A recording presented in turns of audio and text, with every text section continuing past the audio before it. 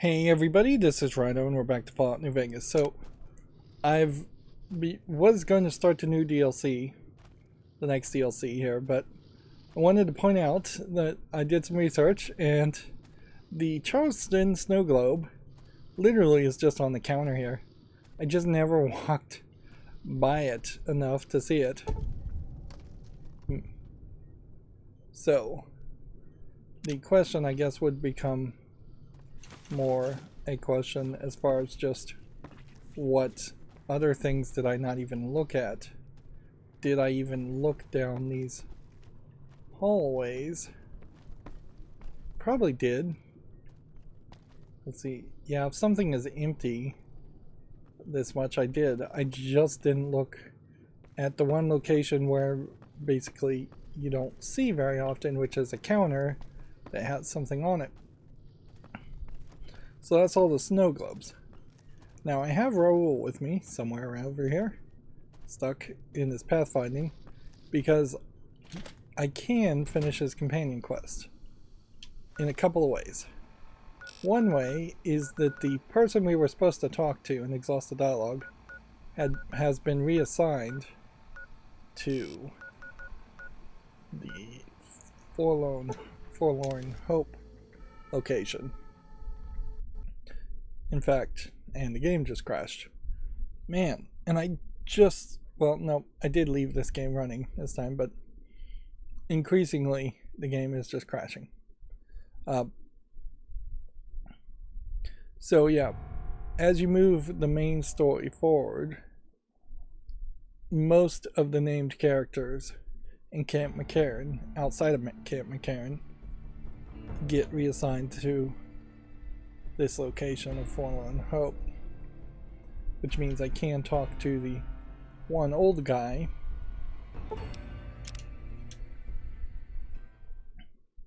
and yeah, I did a whole bunch of training and got my inventory pretty decent. I'm still overburdened just by picking up some random stuff since I've wandered around, and yeah, I am increasingly risking running into something of interest off screen as I run around more, but in all honesty, really not going to miss that much. Okay. So, they aren't standing around here. This is just Lieutenant Hayes, who also gets reassigned to this location. They may be in here. So here you have Sergeant Bitterroot, here you have Corporal Betsy, and are we being watched? I'm wearing the stealth suit, and it's talking to me. Here we have a regular NCR trooper. We can talk to Private Sexton, but he was here before. Whoa, didn't you say President? The best it's been since...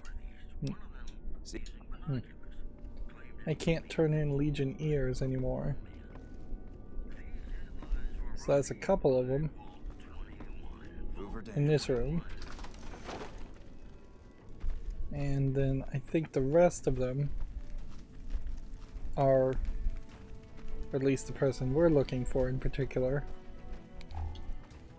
is in this room.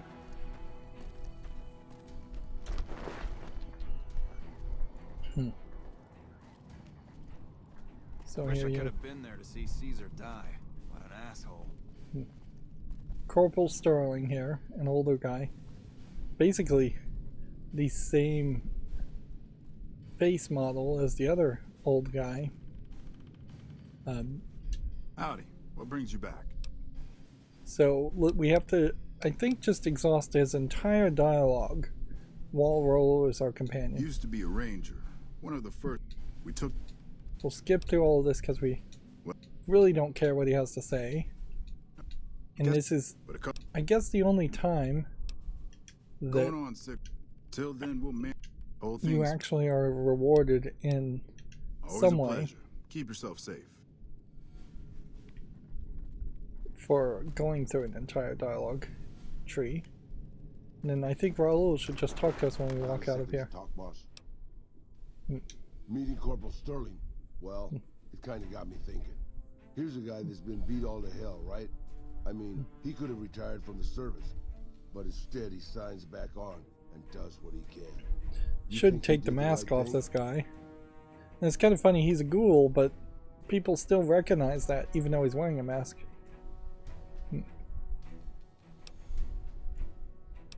Let's see.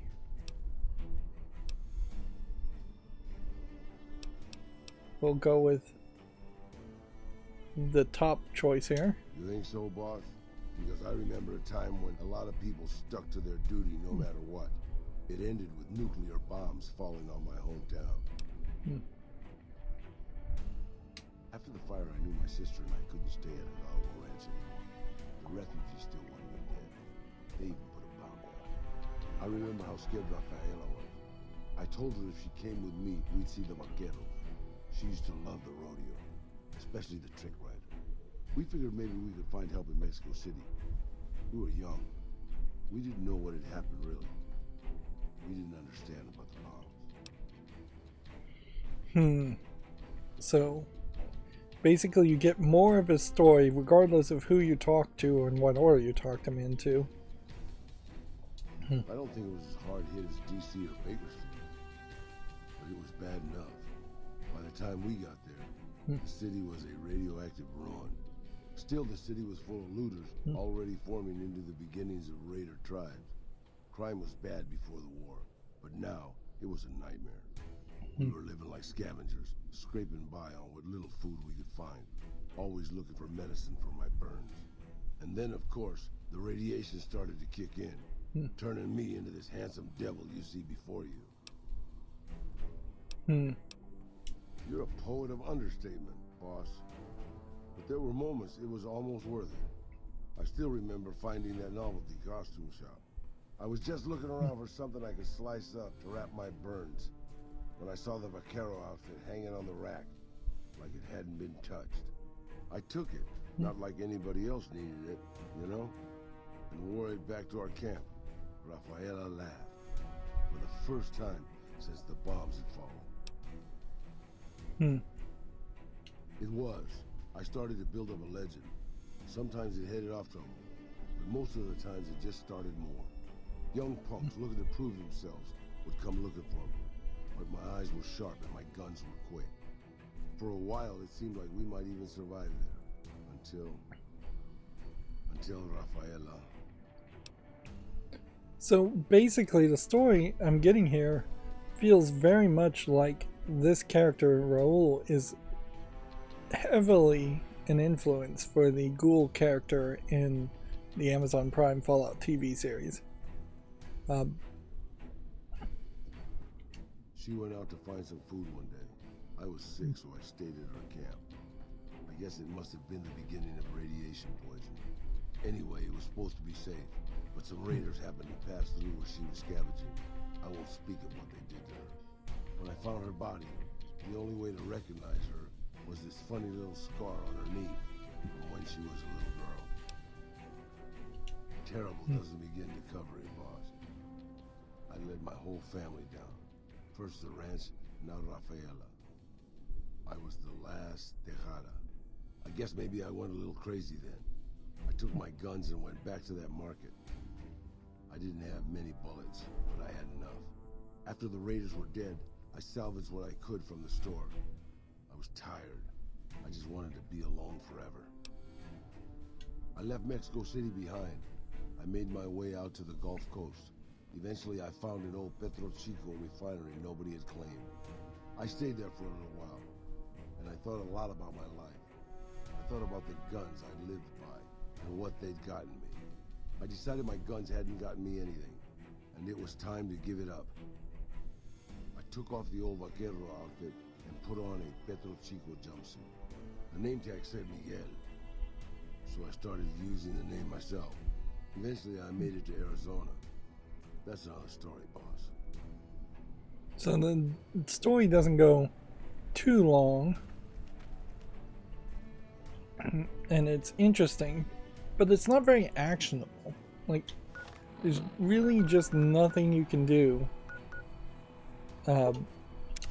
by being told this story.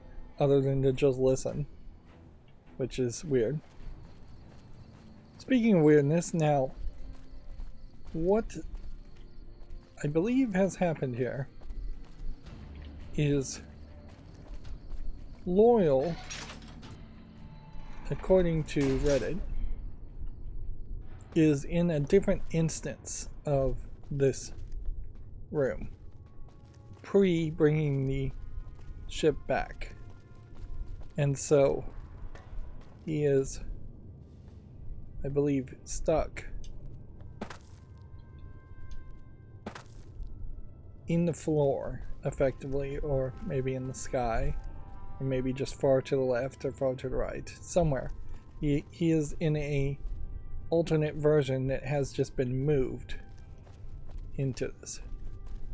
So how are we going to fix the fact that Loyal is inaccessible?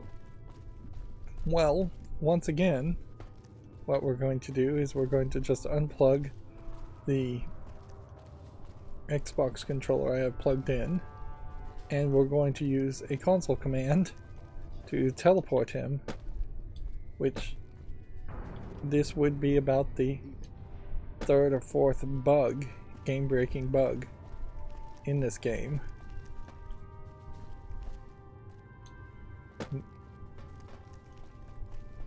So let's just stand here somewhere kind of safe and in the middle of nothing, and then I have to unplug the controller, which is funny. Like, the Steam client will move and change the controller compatibility prompt on the Steam launcher on my second monitor every time I unplug the controller.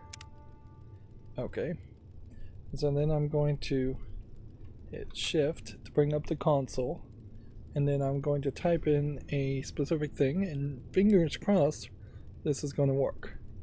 So what we have to type in is player, and I assume this isn't going to autofill.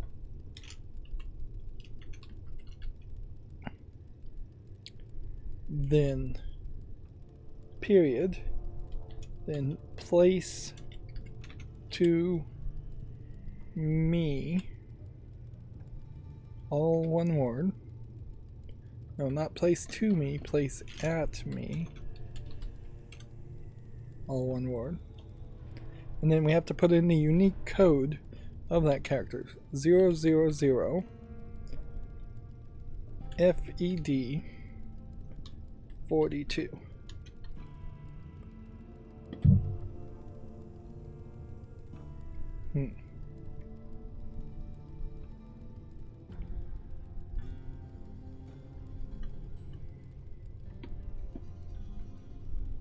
Did that do anything? I don't think it did.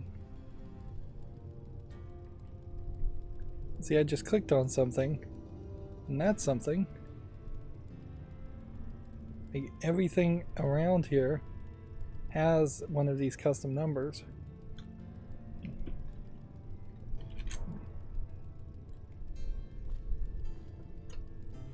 So, why is this not working?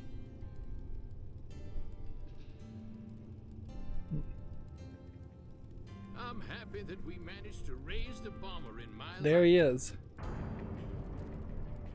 Oh, well, a couple of them are here. Okay, well, whatever. So inherently, the fact that you can spawn multiple of them, the fact that they all have these unique spawn codes and ideas, and that there's just like a console command to manipulate I'm things. amazed that an outsider has proven so helpful. I hear we straightened Yep. up a band of thugs in Freeside. Don't wander off too much, Loyal. Isn't that bomber a beauty? Thanks so much for making an old man's dreams come true. So obviously I'm not teleporting him Bye. as much as I am spawning him.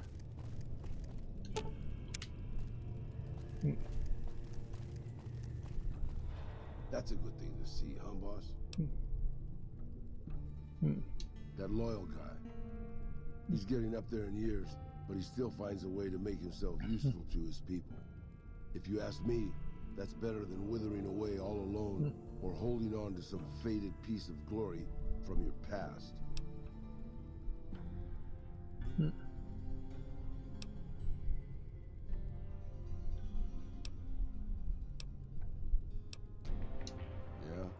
that's what I thought too. Old history, boss. I left everything when I left Mexico. My home, my family, my name, even my face. I really wish they wouldn't get quieter because they had a mask on. As far as the world knows, I was Miguel. And I was okay with that. I headed north for a while and ended up in Tucson. Not Tucson, by the way. Things were good there. Well, maybe not good, but better than Mexico City anyway. I found myself a little shack, started fixing things. Well, sure, boss. I was always good at fixing things. Some I fixed for the town, some I fixed for other people, some I fixed just for the hell of it. It's a better way to use your hands than killing. And even then, I wasn't getting any younger or faster. I lived there for a long time, kept to myself, didn't get into any fights. Hell, the only reason I even kept my guns oiled was professional pride. Getting there, boss. I'd been in Tucson. The locals can call it Tucson all they want, but it's Tucson, damn it. About 75 years when she showed up. Prettiest thing you ever saw, boss. Maybe it was just a trick of my senile brain, but I swear she looked just like my Rafaela. Her name was Claudia. She ended up taking work at one of the brothels in town. I never went to her, of course. How could I? But I looked after her in my own way. This was a long time ago, before Caesar's Legion pacified Arizona and brought the Raider tribes to heel. A tribe came into Tucson one day. More a gang, really. Dirty Dave and his 6 brothers. They were looking for bullets, and I sold some to them. I figured if I did that, they'd leave town before they tore it up too much. No, boss. No, they didn't. As I was saying, I hoped they'd leave the town in peace. Instead, they decided to stop at Claudia's brothel to take the edge off. I don't know which one of them got rowdy first, but by the time I heard the screams and got my guns, it was too late. They shot up the brothel, killed 4 girls, and taken Claudia for their sport. I went after Dave and his brothers. They had a head start, but they slept nights. I didn't. Took me 3 days to catch up to them. Claudia was dead when I got there. They put a bullet in each of her eyes. I couldn't do anything except avenge her, just like Rafael. I charged into the middle of their camp and started firing. 2 of them were dead before they knew I was there. The other 5, though, they shot the shit out of me. I would have died, I think, if I wasn't so full of rage. By being a meaner old cuss than the rest of them, boss. I wanted to keep living until they weren't. So I just kept shooting until they were all dead. I was in pretty bad shape in the end, though. I don't know how long I laid there, with the sun baking me and the buzzards chomping at me. Eventually, I got the strength to start moving. Some long time after that, I managed to drag my carcass back to town.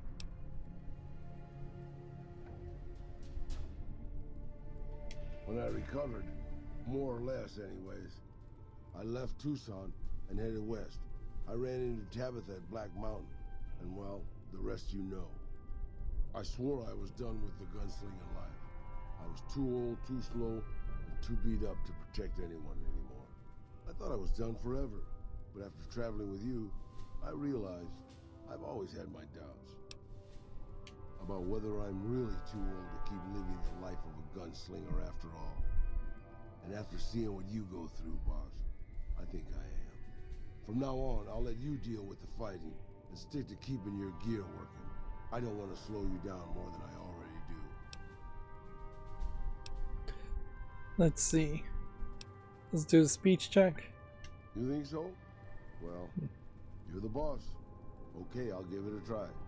But if I get killed, and if there's an afterlife, I'll haunt your ass. So, if I'd gone the other way, I think I would have gotten a repair ability that would have just repaired my equipment, which is probably better than what I'm getting now. Increased fire rate with revolvers and lever action firearms, but does nothing for you.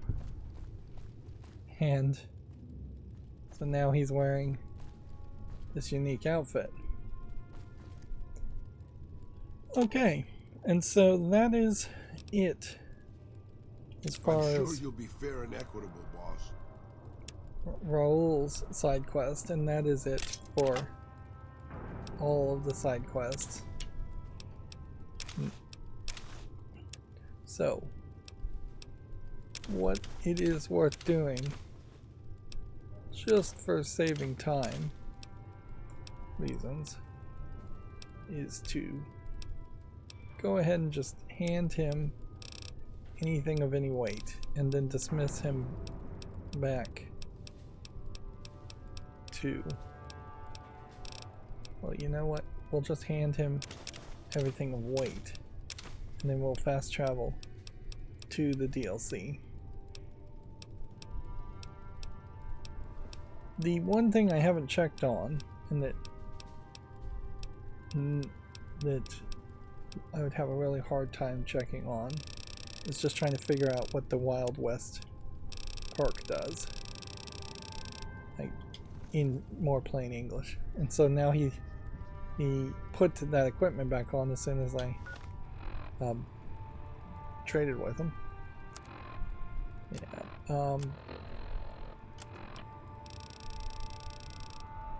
This Wild Wasteland unleashes the most bizarre and silly elements of the post-apocalyptic America, not for the faintest of heart or serious of temperament, is all it says. I have no idea.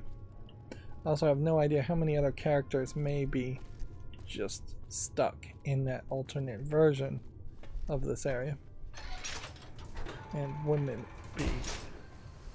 have just been way more logical to not allow something like that to happen in several different ways? You could automatically like respawn characters. Throwing spears is what I guess I'm going to use.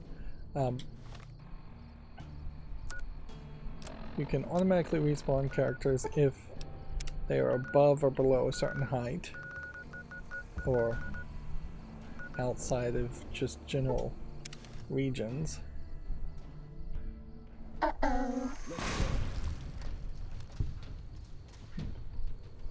Still too much of this going on, also where Cessation of hostilities complete. like I have no way of turning off the stealth suit's internal AI, I think. You would think there might be a mod or something. Cannot bring others with you to divide. This is a road one must walk alone. What can I do for you, boss? One thing I'm not doing here is going back to the Good call. um, Hey, as long as you're not asking me to go back to Black Mountain, I'm a happy old man. yeah, I'm not going back to Lucky 13 just to show off the snow globe. Alright. Coordinates you receive lead to a canyon filled with storm-tossed wreckage beyond the lies. The divide Lonesome Road is intended for couriers. Experienced couriers, level 25 or higher. You cannot take companions with you on the road ahead, nor bring any you find out with you. You can carry whatever equipment and gear you have with you without restrictions. If your journey proves too difficult or you need to resupply, you can retrace your steps and return to the Mojave at any time. If you're prepared to continue onto the storms of the divide, history awaits. We haven't seen anybody in a while. Maybe the monsters have stealth suits too. Alright, so let's set this quest. Navigate Hopeville Missile Silo to reach the Lonesome Road. Here is here. This does seem like this is straight up just a Lonesome Road. And then you get to the silo bunker, and then maybe you come out here, and then maybe you head here. And that is that. Visually, it feels a little bit more sepia tone. And I don't know if there's anything else to really say there. Now, I suspect this is where I'm going to finally start to get some backstory of the courier. I'm not 100% sure that this is the proper location as far as the recommended locations as far as DLC goes. This might actually be a more difficult DLC than some of the others. Yeah.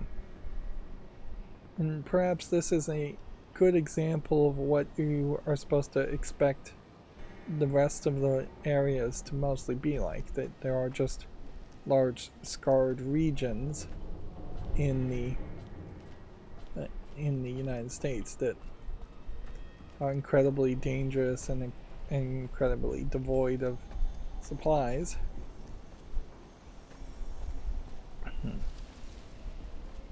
I assume you're not supposed to just jump down here. I don't know how cars could be just broken on the walls like that, though.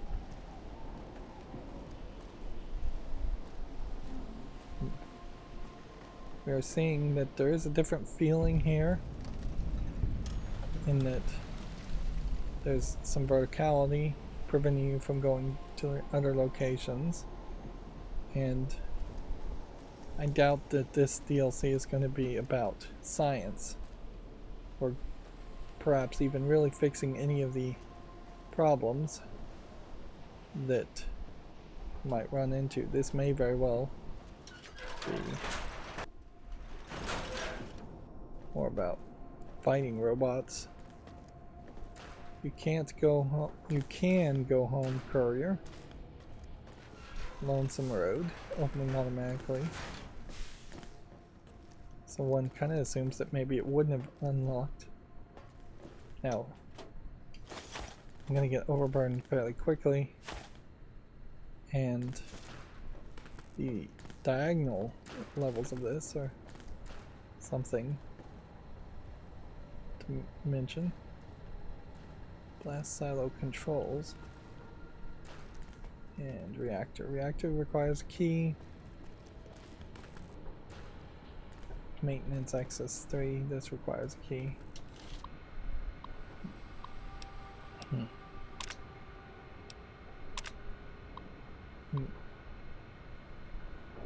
Might be some verticality in this whole area, and this is, I guess, supposed to be a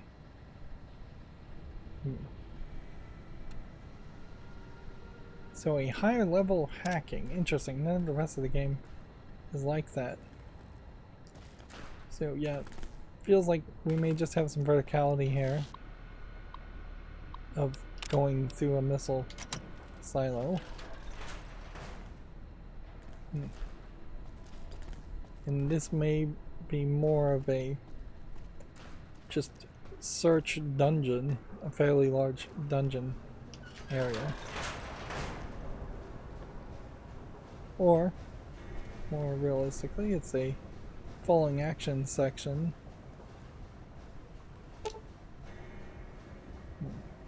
This terminal can only be unlocked by an iBot.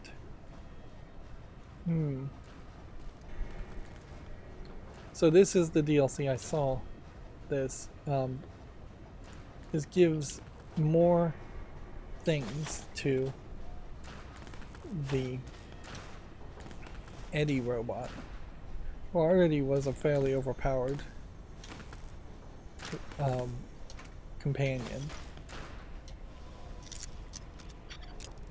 With this DLC, Eddie may become even more.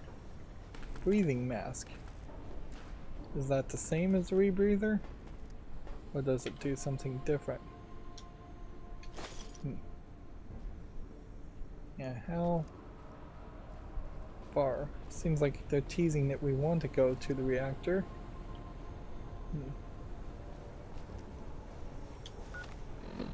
Let's see. breathing mask is not a apparel item, though. Then here we have a glowing Nuka-Cola quartz to perhaps draw your attention in this direction. And here we have a iBot like Eddie, which maybe we're gonna get some kind of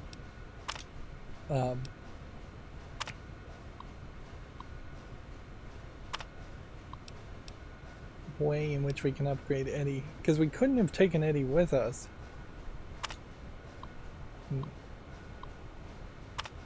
So it seems like you're just gonna have a different iBot with you, but then that's gonna transfer over to Eddie later.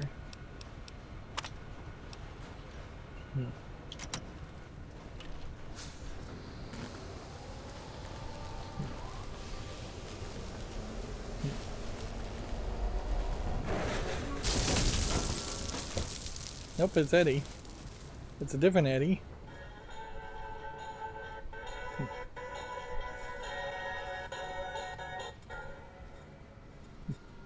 Ralphie! Fly far, fly fast!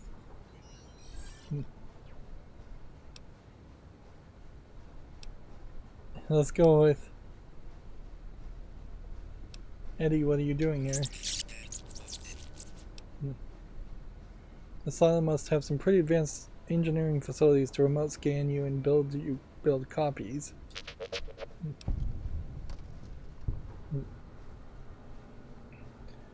Slow down, what do you know?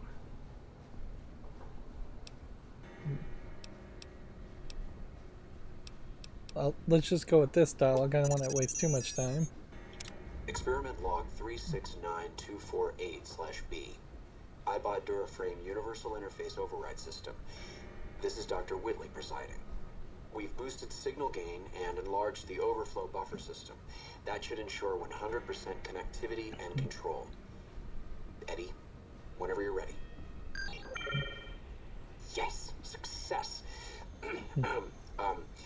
Reporting full success on 369248/B. Eddie was able to interface with and override the test panel in under 3 seconds. Great job, team. Now let's start on the proposal for the full rollout.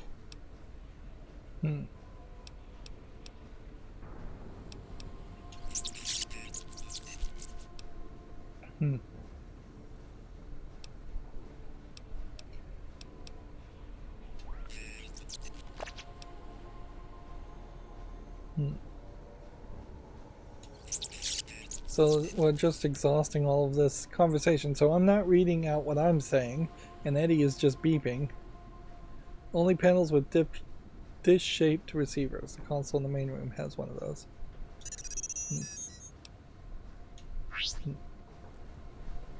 Alright. So I guess this is going to be more... Who do you think is cuter, Dr. Klein or Dr. Boros? And stealth suit talking at this point is very irrelevant.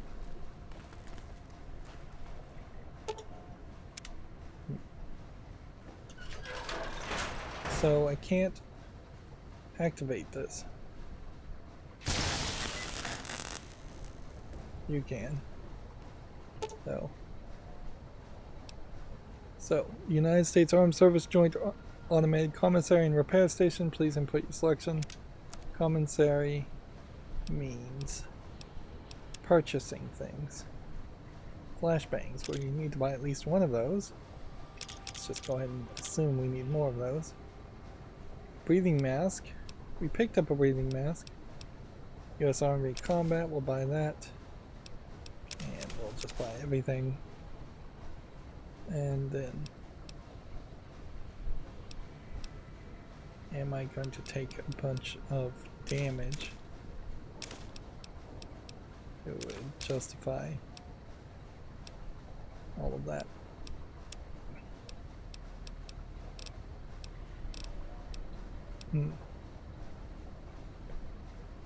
The real spending here, though, would be buying all of these mods at 11,000 caps each.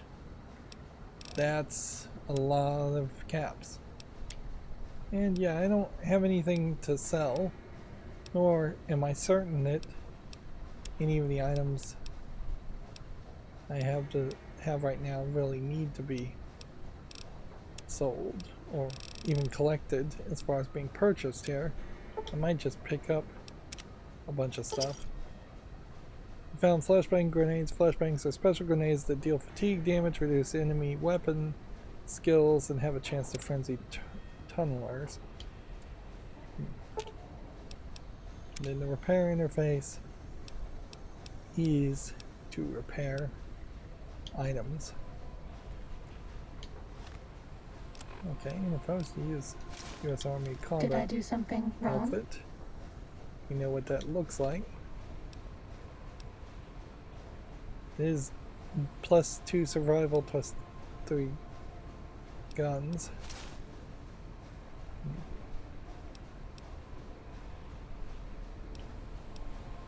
Not sure if we really need any of that. Sneak sight. I have no idea what that would be.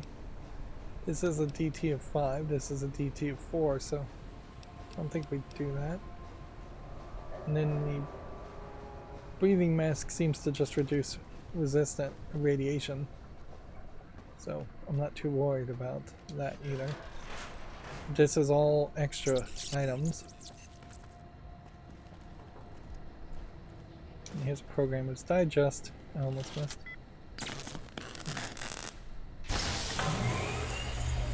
So that just popped up. So these little dishes are what we're looking for.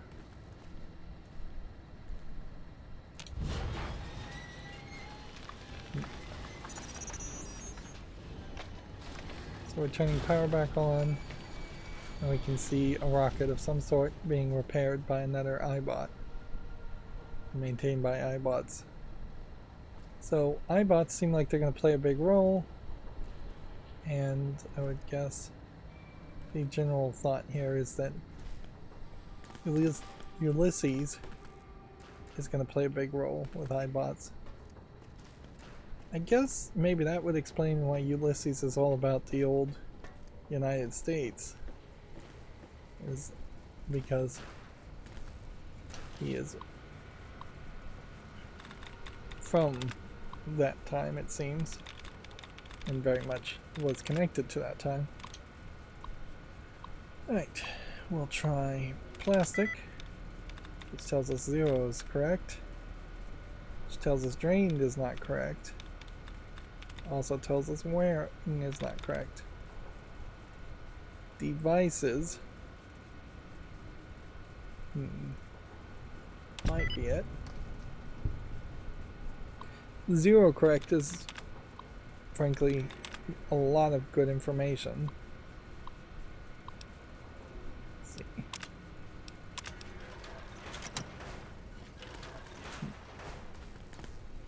So is this a room? Yes, it is.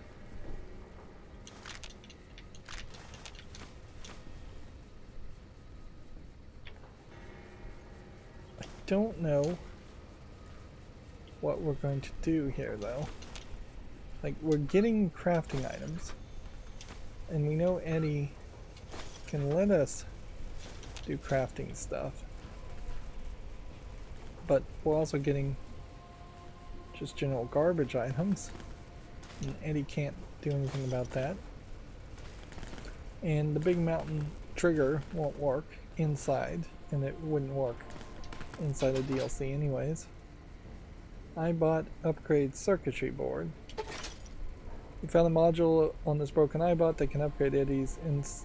Eddie, install this module grants you the first rank of Commandeer E perk, allowing Eddie to repair your currently equipped weapons once per day. This perk is accessible through Eddie's dialogue.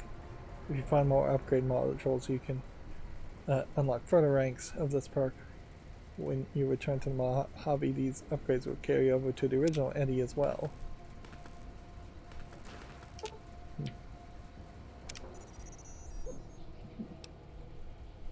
Let's see. Let's go with repair on this dialogue.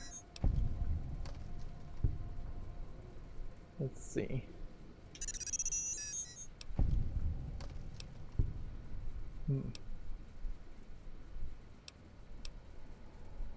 So now we would do this.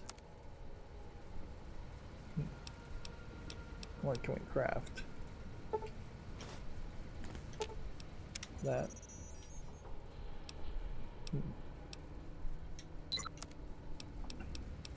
I have to be careful again. I don't want to create the Vydo.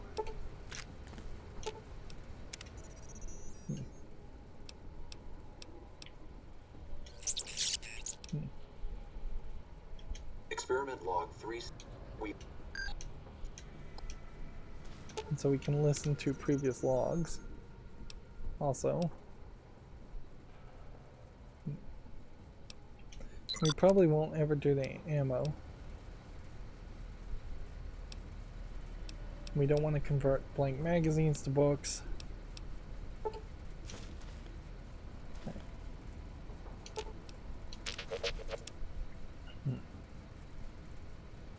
And let's see. We're getting some named guns.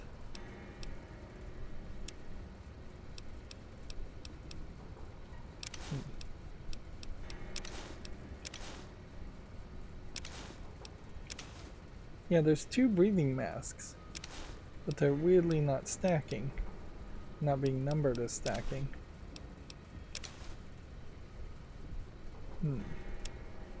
Knew I'd picked up a breathing mask.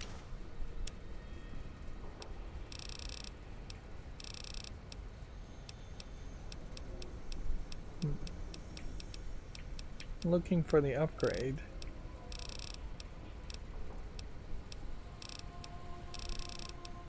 Do I have to give him the upgrade, or does he just automatically get it? I think he probably just automatically gets it. But yeah, I'm not seeing an upgrade like that. I would imagine that it is just a miscellaneous quest item, maybe. No, it would, if it was going to be an item, it would be one of these items. Yeah, I bought upgrades circuit. It's just one of those non-storable items. So I guess the question to ask here is, this guy's scared. Are these other guys going to attack? Or is he just scared of the missile? I imagine we will run into a situation where something's going to attack us. This has been a lot of setup and a lot of Hopeville second level security code.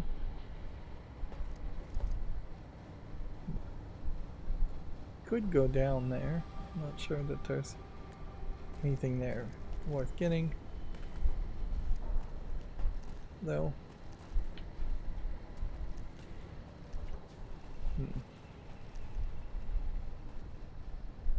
Just a toolbox.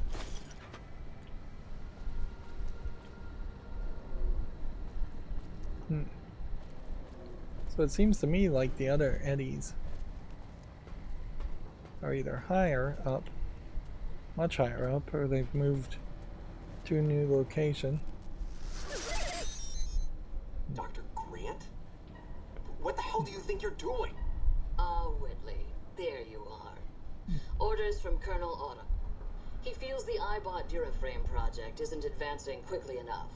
I'm to... You didn't even disengage his damage avoidance protocols.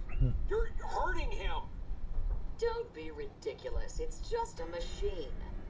See here, I've already increased the navigation system's efficiency by 65%. Get the hell out of here!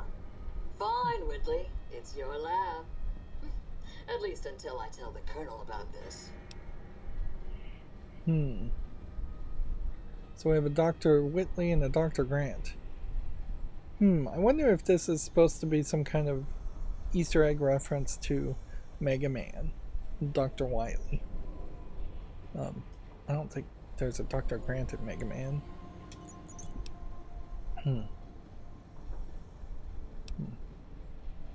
Ralphie, who? You're still not making sense, Eddie.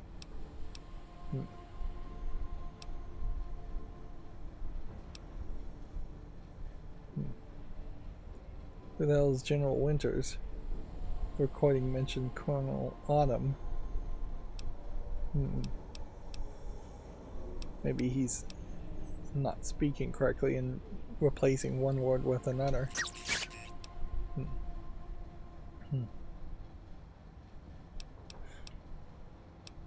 Okay.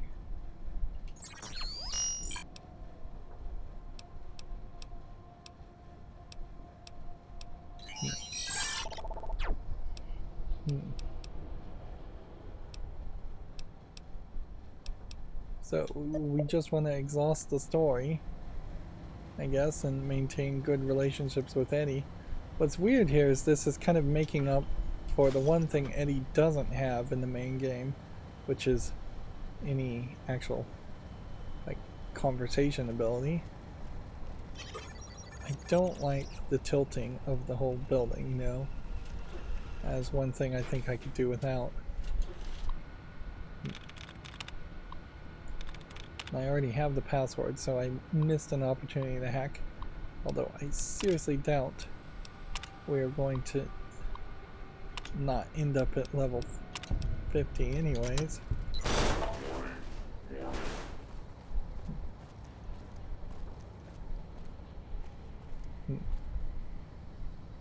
Seems like there's a Securitron in this room. Sentry bot seems to have fallen over. You can see how the physics of the building all being knocked over also knocks everything else over.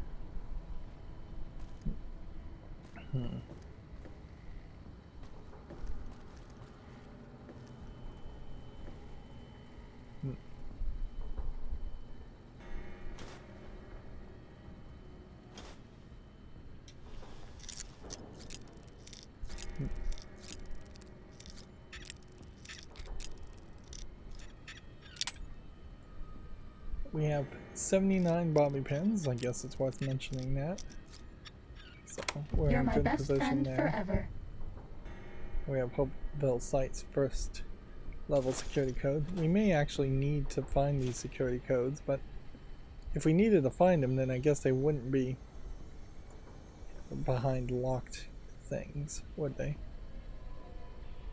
I mean, this does kind of highlight how their intention is for players to either have a high lockpicking or a high hacking skill and not both. And I have never played a Fallout game really wanting that to be the case. But had you played that way, then you'd probably get a significantly smaller amount of XP.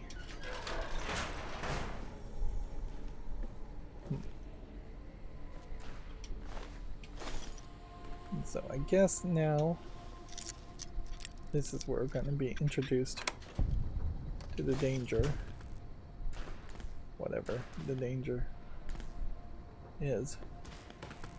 We have a dead marked man, which is all red. I wonder if this is Wild Wastelands changing the appearance of the marked men, or if they are all just red ghouls.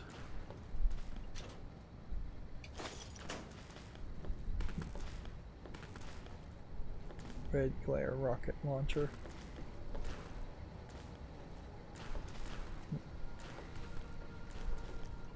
Visually, that is something different.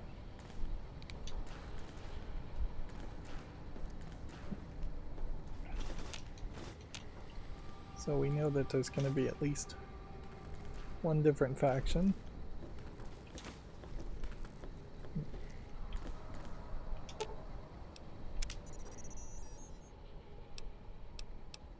And how many times are we going to come to this? spot and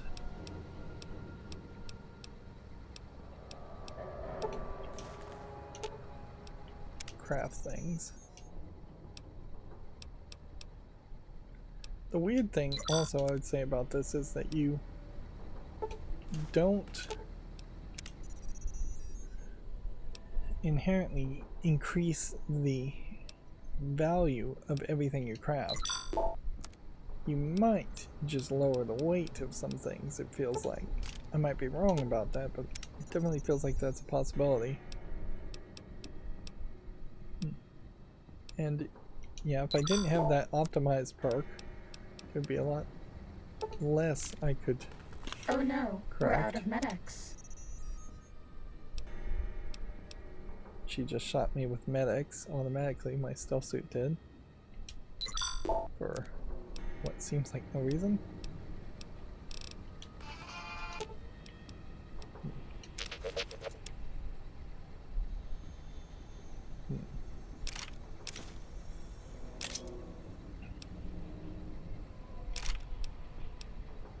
This is gonna be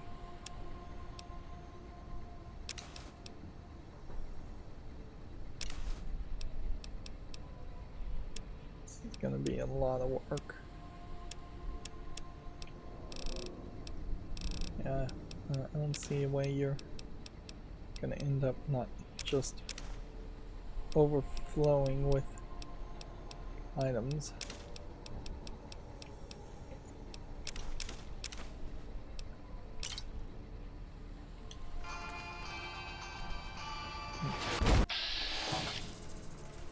Okay.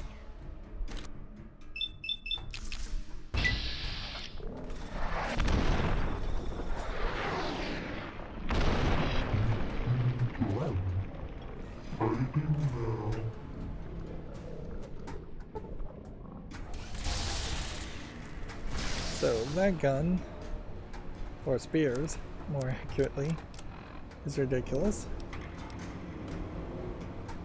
Big mountain transponder won't do anything, camera won't do anything. Flashbang, bang. So we have this gun we picked up that's 133 damage per second. We have this gun that's 432 damage per second, and obviously that's the one to use.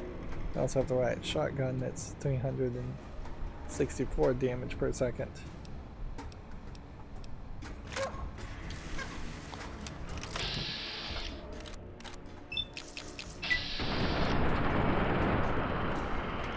This has been modded as a gun. Cessation of hostilities complete.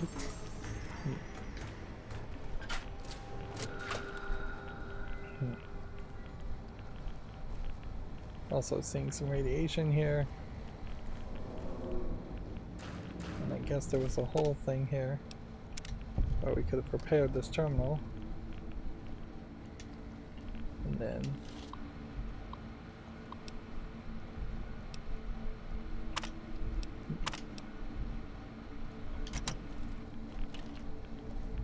so maybe this guy would have fought on our side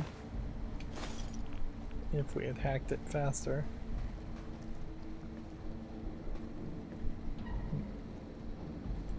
This is security office.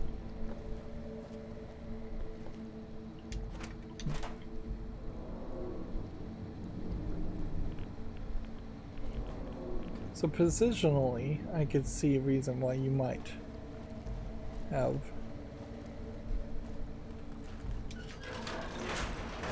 tried to do this quest first, but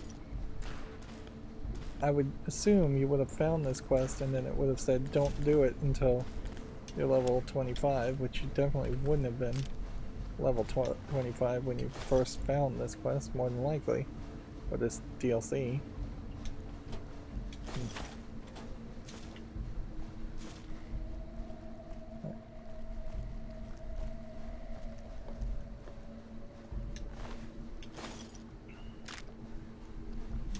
A lot of these guys have arc welders. Security.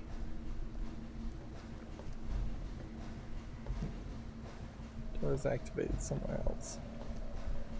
So it seems like we might be coming back through that door. Unless there's some kind of terminal I'm missing. Do you see some computers over in that direction? Now what's weird about this is this inherently would be the first time I've ever seen a section in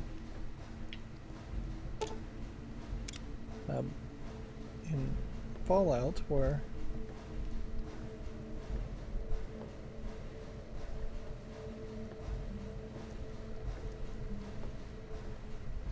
so this one can't just hack it.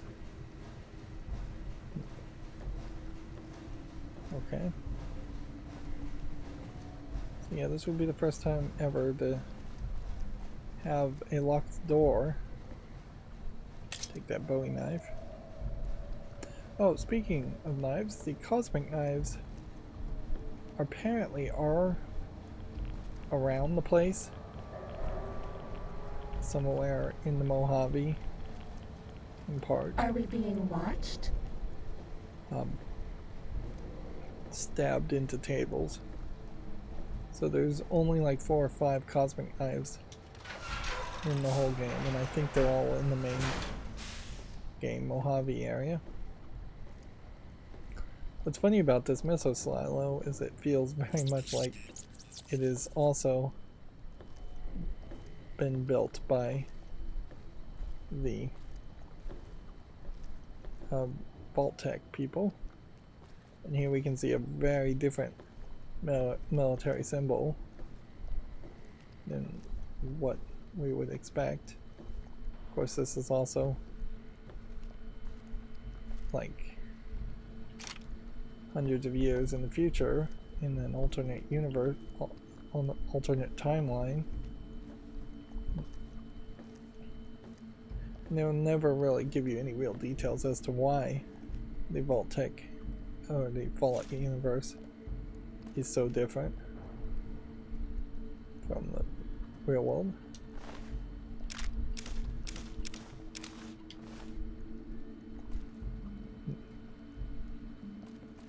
Okay.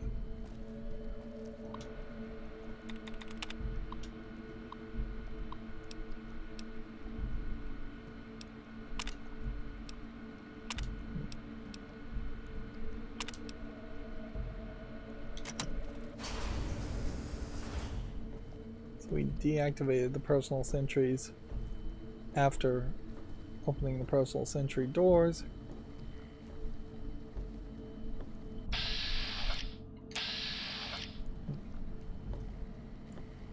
Which I could have, I guess, not done that and fought them. And this is a plasma mine.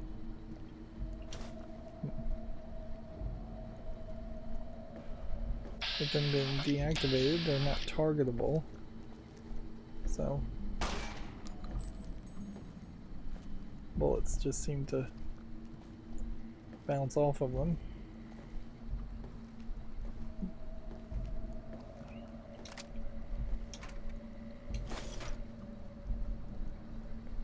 Now we have that over-encumbered and the Max X being wearing off at the same time.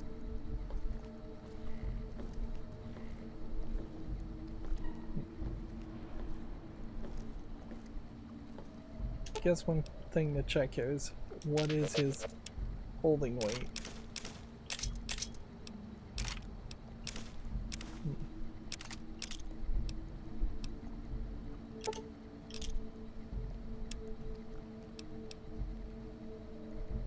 Marked scout armor.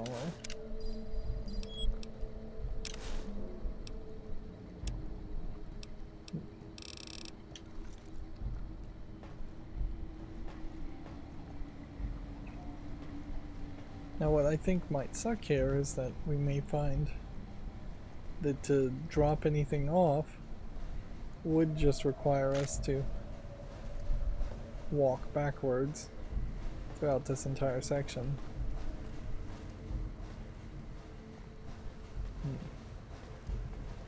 I'd assume that this is now active.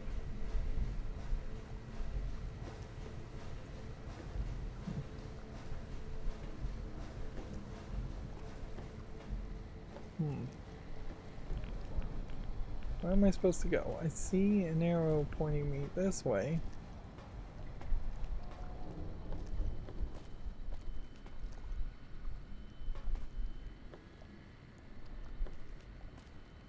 But what was I supposed to find?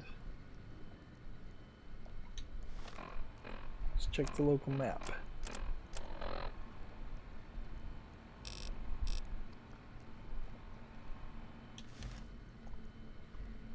Oh, open the commander's desk.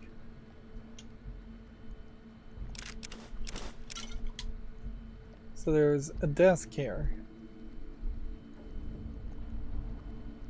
And I would have never guessed that that was a desk. That visually does not look like a desk. And I guess maybe they thought you might try and pick up the ashtray. But why would you try to pick up the ashtray? None of that really makes sense. Best case scenario, I guess you could jump down this way if you needed to quickly make your way back. This is a way more complicated than normal.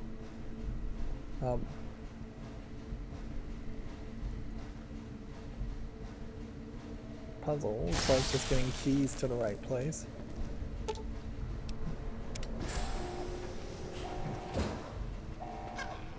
I hope it doesn't hurt too bad. We don't have any medics.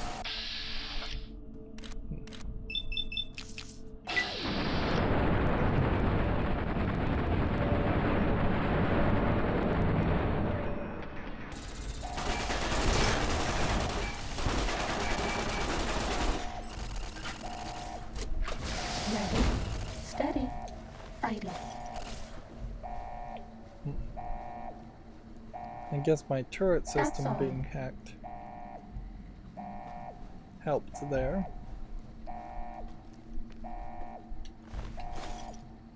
So I wonder if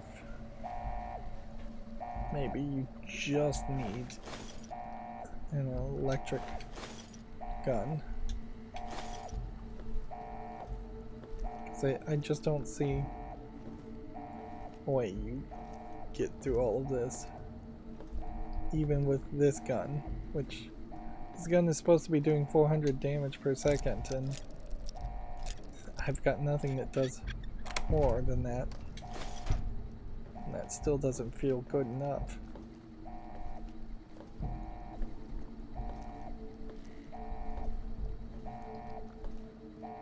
It's also my hope here. Still weird that some characters stay in costume even though you take everything from them. Some characters go into this brand new underwear. So the game wants me to go that way, so we'll take the opportunity to go to a different way. It still isn't fixing that if you are overburdened, you can't fast travel situation.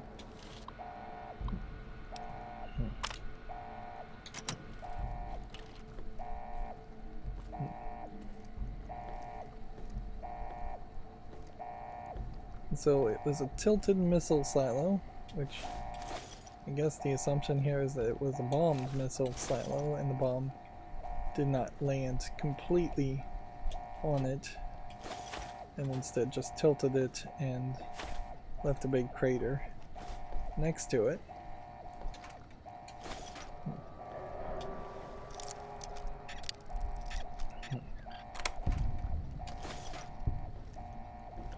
And unlike Skyrim, I don't think we're gonna find a secret door.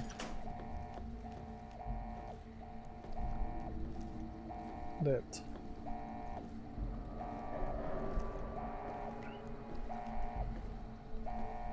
I don't think we're gonna find a secret door that would make a shortcut. Which is weird because you could be so violent about it, really. You could have entire walls explode with the force of TNT and dynamite in Fallout. Whereas you can't really pull that off in the Elder Scrolls games without invoking some kind of fireball magic. But yeah, you definitely wouldn't make it a high priority to make sure that there was a scripted destructible environments inside of Fallout games, but I would want something to make shortcuts. Of course, if you mod out the over encumbered part, you can go home courier. I don't know if that means he's turn around or keep going. I don't know which one is home because I don't know anything about myself. Taking your chances coming here, just like bringing the Lord of Vegas his tribute, bending your knee to old world ghosts. You and that chip deserve each other. 29 less coins than other traitors have carried, if history's true.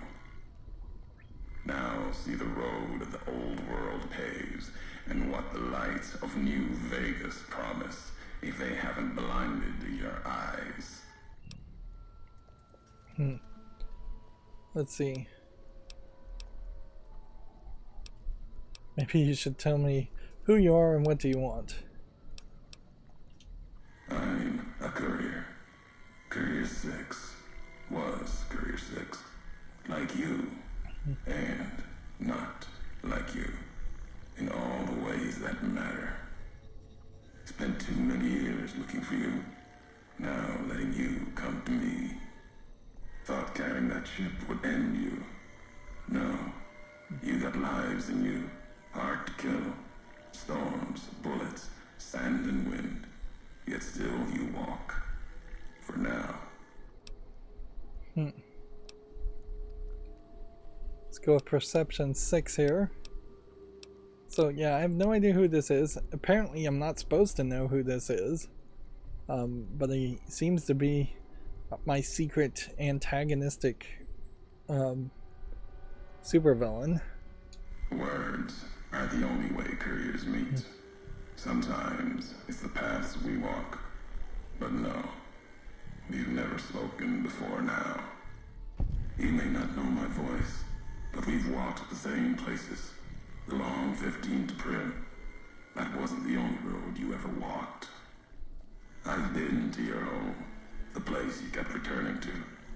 May not be the place you were born, or the place you gave life to.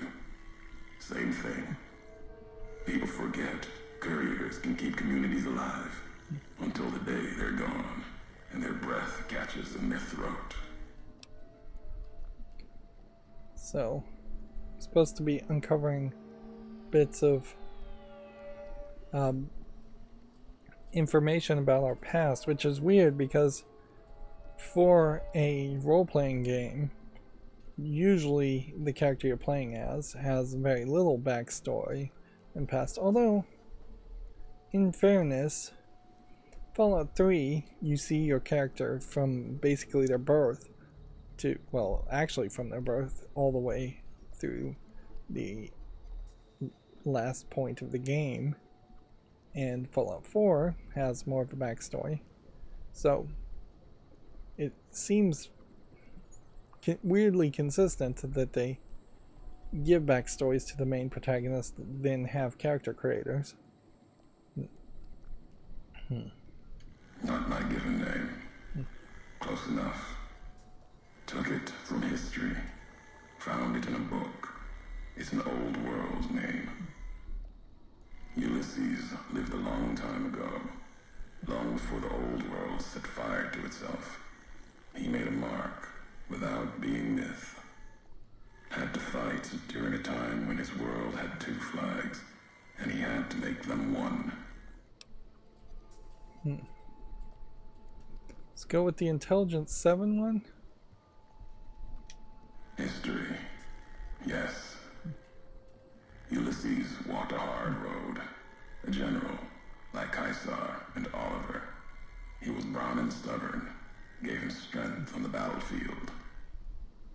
He led his side to victory, turned 2 flags into one. That's when he lost. When the fighting was done, the sickness took hold. Lesson there. If history's to be believed, one you should heed. So we're gonna level up here. Obviously this is not really going to be a history story though around Ulysses S. Grant. If anything, it's going to be an alternate timeline of Ulysses S. Grant, told imperfectly from somebody who read the story in a history book. No, I couldn't. And I'm thinking you can't kill me either. If you did, you'd answer for it, just as I would. Let the land do the killing for you. That's one of the things you taught me. Killing is personal. Those vows, promises, last bit's more important to me than the first.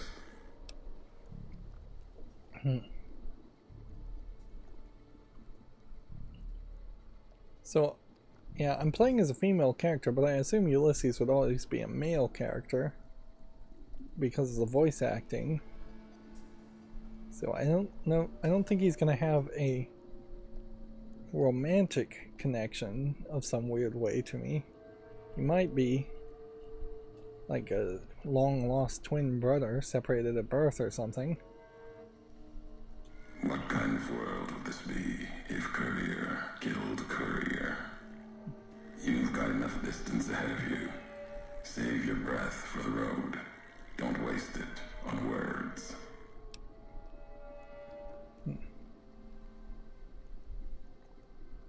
Again, we'll just take the highest things that'll give us XP. War. Call it that. Our part in it. Ulysses wasn't made for the flag he followed. He wasn't made for peace. That's the lesson. If you follow a symbol to the end, ask yourself what that means. More important, ask what happens after the end.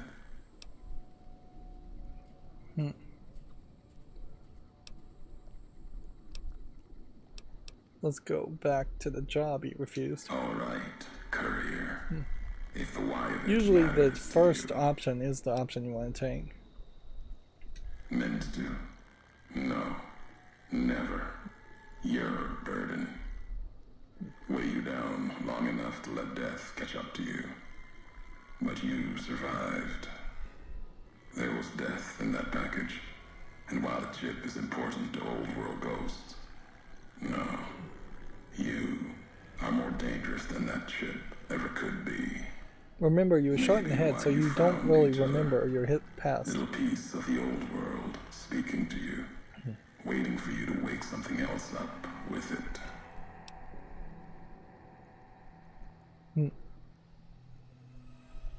So, one thing that has occurred to me is that potentially the Amazon Prime Fallout TV show might choose a different canon completely, where the Courier just doesn't survive being shot in the head, and none of the events of New Vegas play out at all, which would be fairly insulting. But if Bethesda is in charge of enforcing that, they might do something like that. Just say, nope, in this timeline, which is in the TV timeline, none of that, none of the events of New Vegas happens. I think that would really irritate fans of New Vegas, which clearly there are fans of New Vegas. I'm not 100% sure why. I think the DLC probably explains a lot of it. If these 4 pieces of DLC had been spread out in between the main game, and had I played it that way, I probably would have had a I probably would have had a more interesting experience overall, or a more balanced experience overall at least. We all have death following us. Only a question of how close. You dodged it for a time. I almost feel like the end of this DLC is just going to have me get shot in the head again and surviving somehow. Weighing you down, a burden. Let's death move a little faster without me pulling the trigger. Promises to keep to others.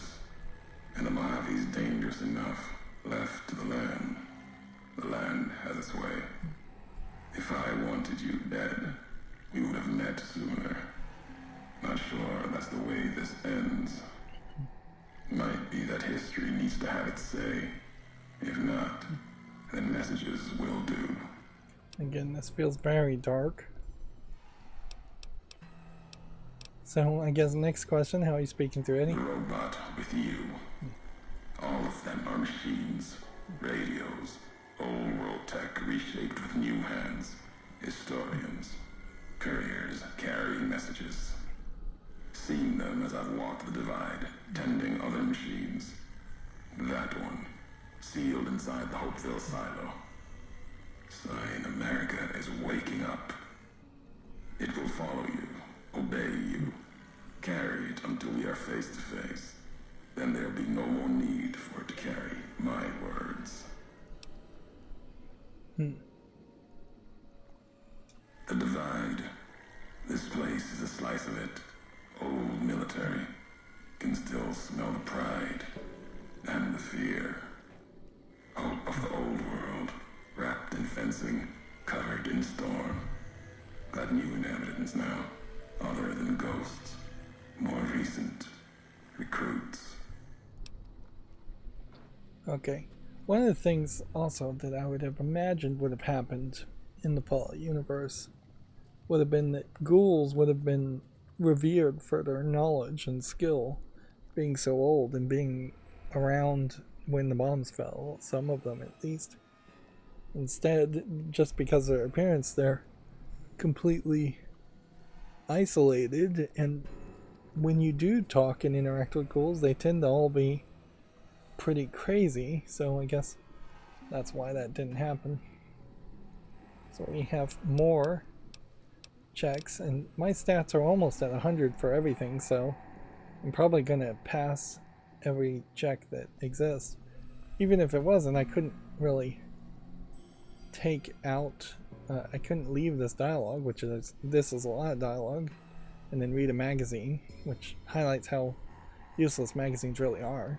You have to know what's coming to use a magazine, and you just almost never are going to know what's coming for these speech checks, at least. Obviously, if you see a lock, reading a magazine is easy enough before you start picking a lock, but then it wouldn't make a lot of sense to start picking a lock and then be told you need to read a magazine to be able to pick it. Walk it. For now, eyes alert. Watch the streets below. There's still life in the divide. Of course, if you were at 80 lockpicking and you went to 100, but the requirement was only 50, nothing changes at that point. These new inhabitants, not natives, most of them, came with duty, purpose, ready to kill each other. The divide was stronger. Left marks on them too. Not bear, not bull. Now, radiations marked them, made them equal in history's eyes. As vicious as the storms are, these shadows of Legion, of NCR, silhouettes of things to come. So the marked men's are irradiated half-ghoul versions of Legion and NCR, and I guess here I have an affiliation with the NCR, so I can choose this. I don't know if this is actually going to give me an XP for doing this. Might have been. Once. To the divide they came. In the divide, they rest. If you saw their corpses, you saw mercy. Got what they deserved, coming to the divide. The bear and bull, NCR Legion, came in waves, before and after, right into the invisible fires, the wind, ground, collapsing beneath them. Once under different flags, now they are equal in their hatred of the trespassers, you and I.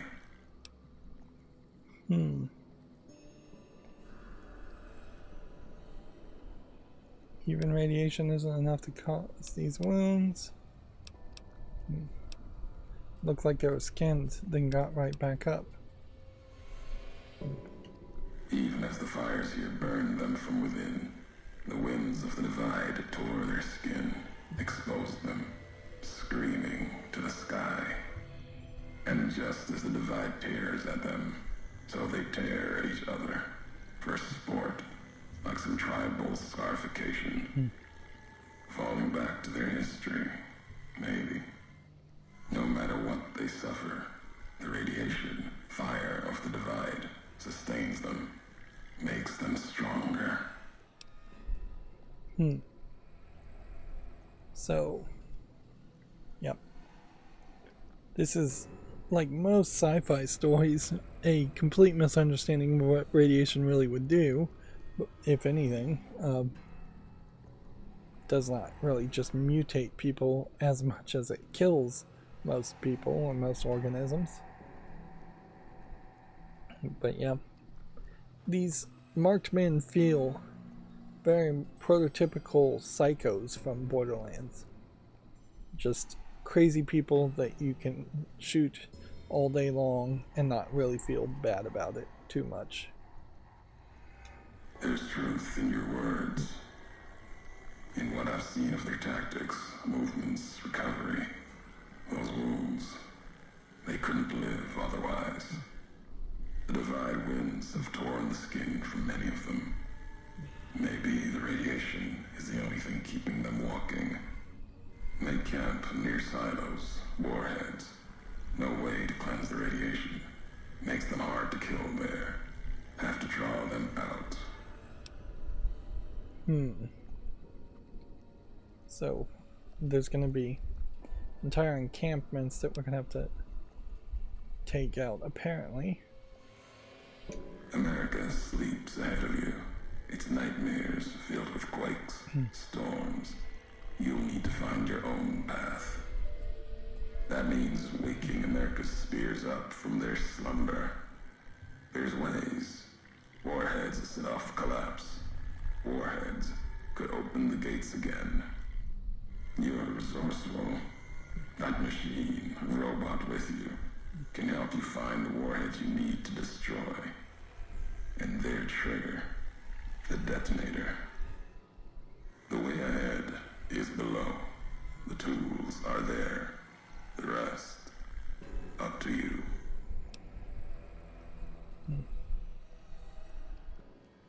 Who are you who do not know your history? You came all this way for answers. Only currency I have. Nothing else to be gained. Could turn around, walk away at any time. If history matters to you, you'll need to earn it. Any logs of mine, I have already cast away in the divide. They're lost to you. For now, find the trigger for the warheads buried in Hopeville. Use it to keep moving and keep alive. And see, the problem with any video game, even if it's hinting that you can just turn around and give up, no video game player really is going to want to do that. Unless they're just bored with the content, and this is not that boring of content that you would choose that path. The divide will send its worst against you. It may break you. We'll see if you're stronger. Road gets rougher from here. Courier left marks for you. Colors will tell the way if you're smart. They'll lead you to your home one more time. Lead to the ending of it. Maybe remind you why you wander. I almost wonder if he is, like, supposed to be a father figure. Okay. So I have 17 skill points. If I go unarmed to 100, now I think that unlocks a perk.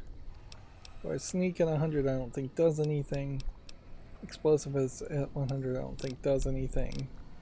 And melee weapons at 100 may do something. We're at level 47, so we can say this much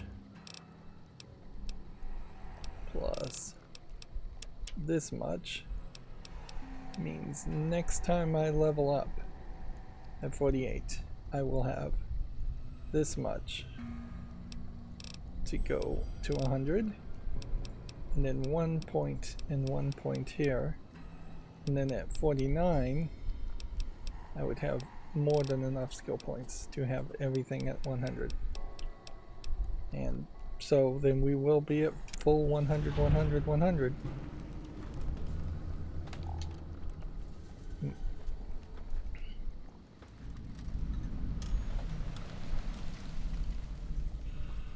The problem, I guess I'm gonna run into is, can I drop items, or should I drop items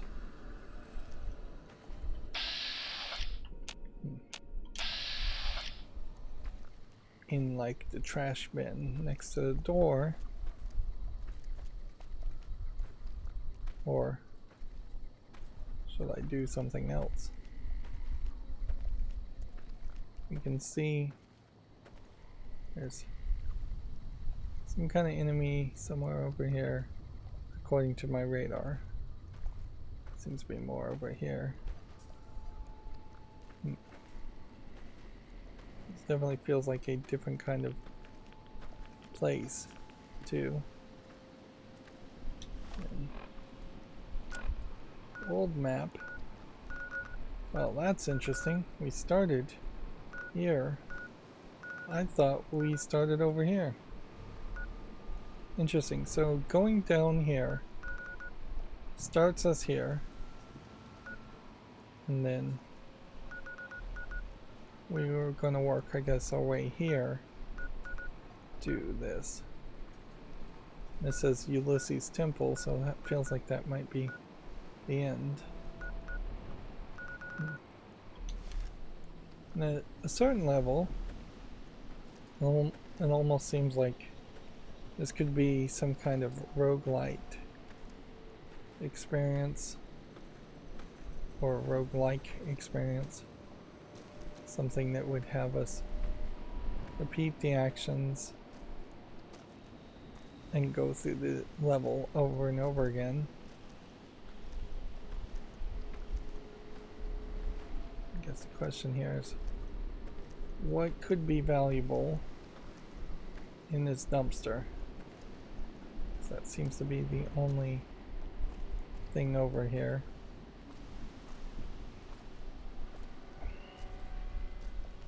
Unless there's a secret rock somewhere.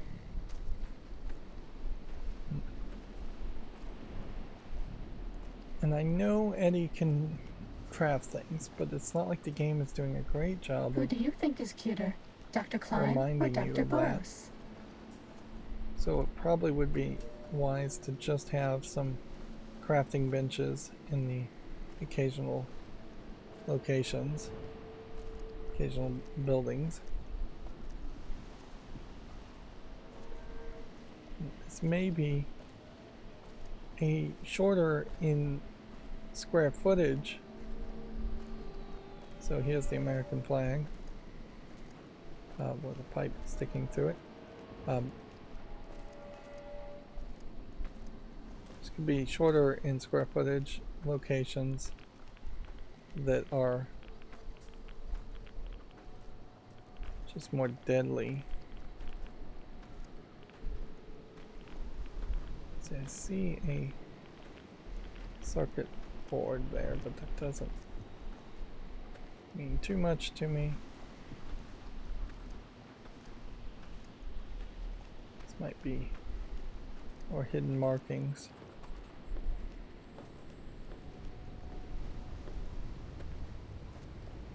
Or that just may be a white spot on a rock.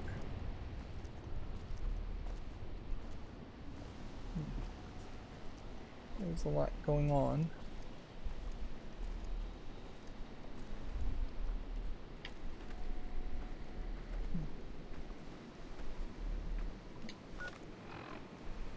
Yeah, it seems like I'm getting fairly close to the loading station.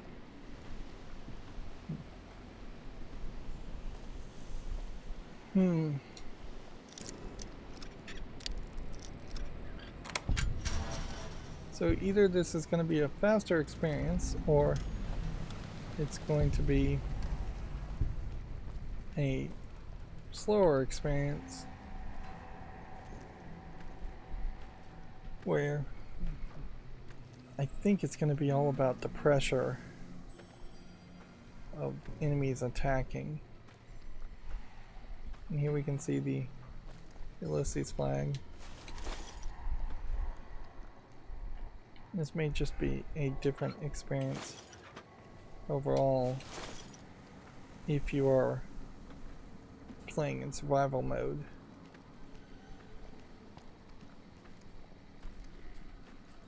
After doing that whole area, though, I would kind of expect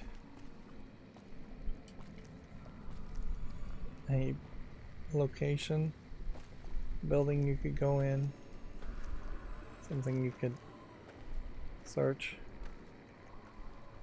I'm not sure we're really gonna get any of that. This may very well just be the remnants of a city that I visited quite often. Let's see, it feels like you could jump up there and work your way through all that.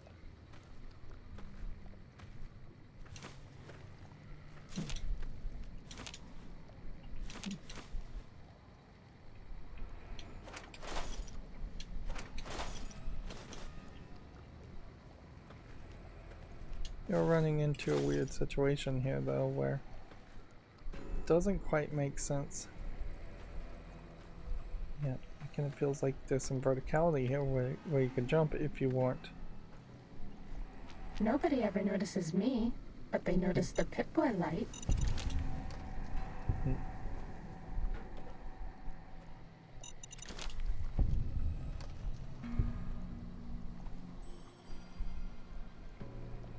Now there might just be a lot of hidden things, like this arm pointing upward might be a hint.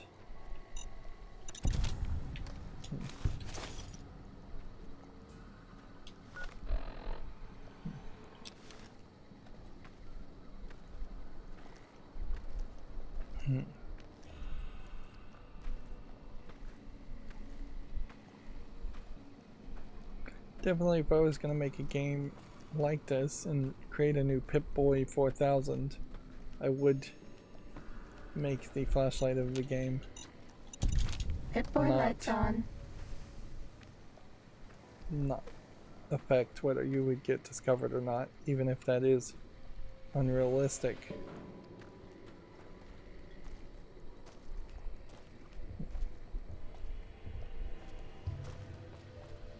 See if we can maybe just find a corner where we would squeeze between, say, a rock.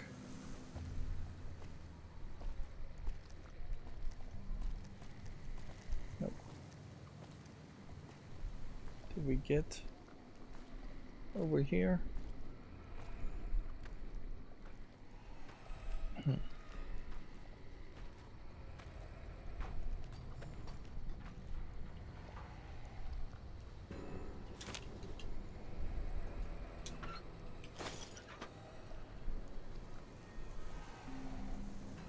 Funny, you can just reach through the fence.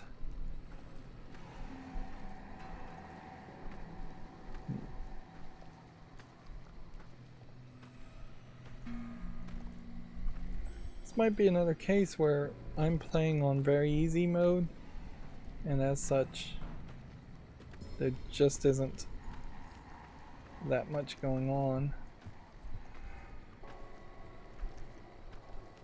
If I was playing on normal mode or very hard mode, there might be a whole bunch of people attacking me. And yet, again, if I could jump, I could almost certainly reach that section.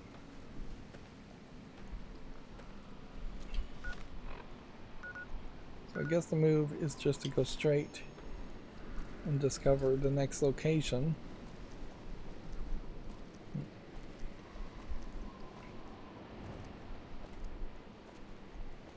I don't know how I could rectify my mind. I doubt you can jump into this building.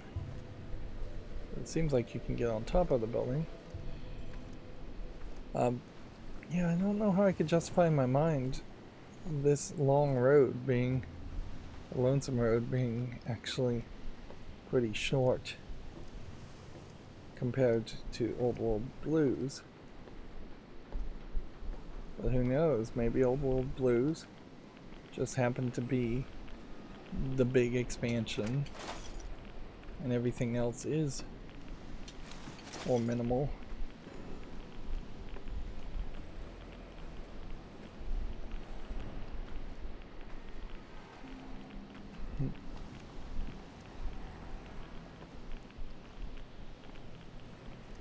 We're looking for a detonator, which I assume is not just your standard detonator that I already have in my inventory.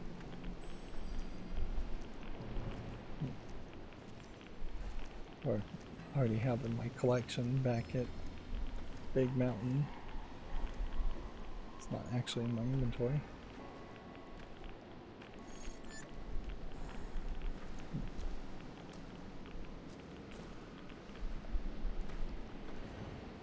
You would think, just for pacing reasons, there would be one little thing that would jump out at you or attack you. Okay. And so my guess here is that this is the spot to pick.